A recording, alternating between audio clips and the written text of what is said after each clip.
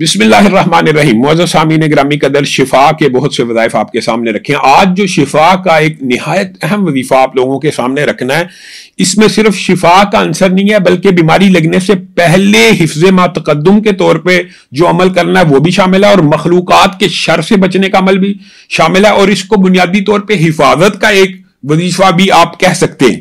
اور یہ بھی یاد رکھیے کہ مخلوقات کے شر سے بچنے کا بھی ایک وظیفہ آپ کہہ سکتے ہیں۔ جب مخلوقات کی بات آتی ہے تو ہر شے مخلوق ہے، اللہ کے علاوہ ہر شے مخلوق ہے۔ اس کے اندر بیماریاں ہوں، اس کے اندر جنات ہوں، اس کے اندر سانپ ہوں، زہریلے جانور ہو وغیرہ۔ یہ صحیح مسلم کی صحیح حدیث ہے، اور حولہ بنت حکیم اس کی راوی ہیں۔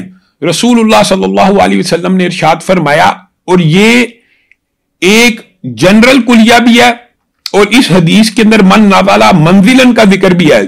ثم قال اعوذ بکلمات اللہ التامات من شر ما خلق، جو کسی مقام پر اترے اور کہے اعوذ بکلمات اللہ التامات من شر ما خلق، اللہ کے جمیع کلمات کی پناہ میں آتا ہوں ہر مخلوق کے شر سے، تو اس کو کوئی چیز نقصان نہیں پہنچا سکتی حتی یرتحل من منزلہ کی بات بھی ہے حدیث میں، کہ یہاں تک کہ وہ اس جگہ کو چھوڑ نہ دے۔ گویا آپ گاڑی میں بیٹھے ہیں، سفر کی دعا کریں، اعوذ بکلمات اللہ التامات من شر ما خلق 3 دفعہ پڑھا، گاڑی کے اندر آپ کو کوئی شے نقصان نہیں پہنچا سکتی جب تک آپ نہ اترے۔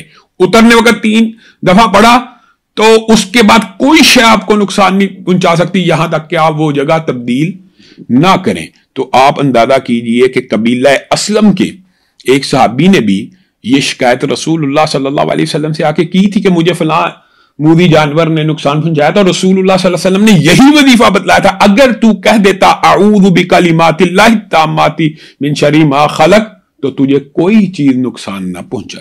علامہ ہشام الہی ظہیر آفیشیل چینل کو سبسکرائب کر لیں۔